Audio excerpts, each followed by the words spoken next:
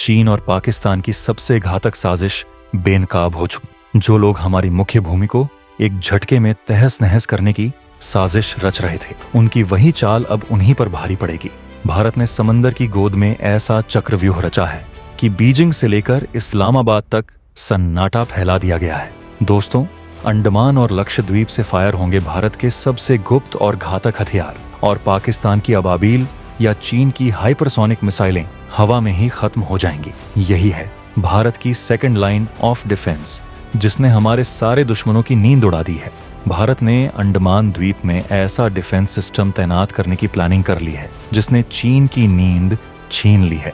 आखिर क्या है भारत की रणनीति, चलिए समझते हैं। लेकिन पूरी कहानी समझने से पहले, अगर आप भी भारत की इस रणनीतिक चाल को सही मानते हैं तो हमारे रक्षा वैज्ञानिकों का हौसला बढ़ाने के लिए इस वीडियो को लाइक करें और कमेंट बॉक्स में जय हिंद जरूर लिखें। याद रखिए, जय हिंद कहना हम सभी के लिए गर्व की बात है। भारत ने अब दुनिया की बिसात पर वह चाल चली है जिसकी काट न तो चीन के पास है और न ही पाकिस्तान के पास।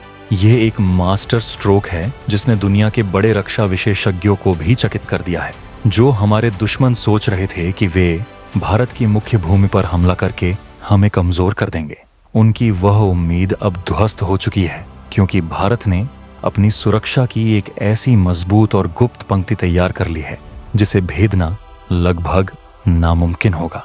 चीन और पाकिस्तान जो पहली स्ट्राइक का सपना देख रहे थे, भारत ने उस सपने को शुरू होने से पहले ही कुचलने का इंतजाम कर लिया है। एक बड़ी रिपोर्ट ने उनके मुख्यालयों में तहलका मचा दिया है। खबर यह है कि भारत अपने मिसाइल रक्षा तंत्र यानी BMD नेटवर्क को और अधिक घातक और रिडंडेंट बनाने के लिए रिमोट द्वीपों पर भूमिगत मिसाइल साइलो तैनात करने की योजना बना रहा है। आसान भाषा में कहें तो भारत जमीन के नीचे गुप्त बंकर बनाएगा जिनसे हमारी रक्षा मिसाइलें दुश्मन की मिसाइलों को हवा में ही नष्ट कर देंगी। और ये बंकर इतने राज्य होंगे कि दुश्मन को पता भी नहीं चलेगा कि असली ताकत कहाँ छिपी है। लेकिन क्यों जरूरी हुआ ये कदम? हमारे पास पहले से ही मजबूत BMD सिस्टम है जो दिल्ली और मुंबई जैसे महानगरों की सुरक्षा करता है। पर दुश्मन यह जान चुका था कि हमारे मुख्य BMD ठिकाने कहाँ हैं। उनकी सैटेलाइट्स लगातार हमारे ठिकानों की जासूसी कर रही थी और उनकी योजना ये थी कि एक तेज समन्वित पहली स्ट्राइक करके हमारे जाने माने BMD ठिकानों को नष्ट कर दिया जाए, ताकि उसके बाद शहरों पर मिसाइलों की बारिश की जा सके। पाकिस्तान ने अबाबील जैसी मिसाइलें विकसित की हैं जो बहु वॉरहेड ले जा सकती हैं और BMD को भ्रमित करने की क्षमता रखती हैं, जबकि चीन के पास DF-17 जैसे हाइपरसोनिक हथियार हैं जो सुपरसोनिक से कई गुना तेज हैं और मार्ग बदलने की क्षमता रखते हैं। इन्हें रोकना पारंपरिक एयर डिफेंस के लिए बहुत मुश्किल है। उनको यह भरोसा तब तक था जब तक उन्हें यह एहसास नहीं हुआ कि भारत ने उनके प्लान का जवाब पहले ही तैयार कर लिया है। आइलैंड साइलो प्लान यही जवाब है। ये द्वीपों पर स्थित भूमिगत बंकर भारत की सेकंड लाइन ऑफ डिफेंस के रूप में काम करेंगे। कल्पना कीजिए, दुश्मन पहली लहर छोड़ता है और सोचता है कि हमारा रक्षा कवच टूट गया, पर तभी हमारे गुप्त द्वीपों से रक्षा मिसाइलें हवा में गरज उठती हैं और उनकी दूसरी लहर, उनकी उम्मीदें सब हवा में छिन्न भिन्न हो जाती हैं। यह सर्वाइवेबल और रिडंडेंट सिस्टम दुश्मन के लिए एक भयावह संदेश है। भले ही मुख्य भूमि के सिस्टम क्षतिग्रस्त हो जाएं, इन गुप्त साइलों से हर आने वाली मिसाइल को चुने चुने कर नाशी कर दिया जाएगा। यह नीति हमें पहले हमला न करने की नाभिकीय नीति के साथ मजबूती भी देती है। दुश्मन को पता है कि अगर उसने पहले हमला की तो भारत का दूसरा जवाब इतना भयानक होगा कि परिणाम भयावह होंगे। पाकिस्तान का नामो निशान मिट सकता है और चीन को ऐसी चोट लग सकती है जिसे वह आसानी से भुला नहीं पाएगा। यह कदम चीन के लिए सबसे चिंताजनक है।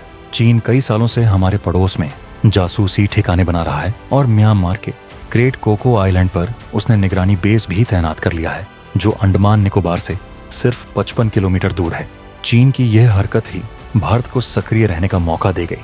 चीन हमारी हरकतों पर नजर रखेगा, ठीक है, पर भारत उसी जानकारी का उपयोग अपनी सुरक्षा को मजबूत करने के लिए कर रहा है और अब वही दुश्मन के लिए खतरा बन जाएगी। ये द्वीप अब सिर्फ पर्यटन स्थल नहीं रहेंगे, बल्कि भारत के मजबूत किले बनेंगे जिनसे हिंद महासागर और बंगाल की खाड़ी पर भारत का वर्चस्व सुनिश्चित होगा। इन द्वीपों पर जमीनी आक्रमण असहज है और यही इन्हें गुप्त BMD साइलो के लिए आदर्श बनाता है। विशेषज्ञों के अनुसार सबसे संभावित उम्मीदवार अंडमान निकोबार और लक्षद्वीप हैं। अंडमान मलक्का स्ट्रेट के पास बैठकर चीन के समुद्री मार्गों पर प्रभाव बना सकता है, जबकि लक्षद्वीप अरब सागर में पाकिस्तान के प्रमुख बंदरगाहों के करीब है। अंडमान पर बन रहे बड़े एयरफील्ड, विस्तारित नौसैनिक जेटी और निगरानी सिस्टम, साथ ही ग्रेट निकोबार प्रोजेक्ट के निवेश सब यही संकेत देते हैं कि अंडमान एक आगे का ऑपरेटिंग बेस बन रहा है।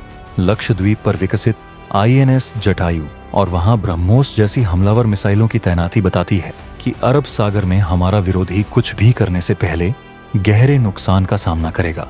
इन सब का मकसद स्पष्ट है, बंगाल की खाड़ी से चीन को रोको और अरब सागर से पाकिस्तान को काबू में रखो। यही है भारत की डबल टैप रणनीति। अब ये द्वीप इतने दूर से कैसे काम करेंगे? अकेले नहीं, भारत की असली ताकत जुड़ाव में है। ये द्वीप मुख्य भूमि के BMD नेटवर्क से कड़ी से जुड़े होंगे।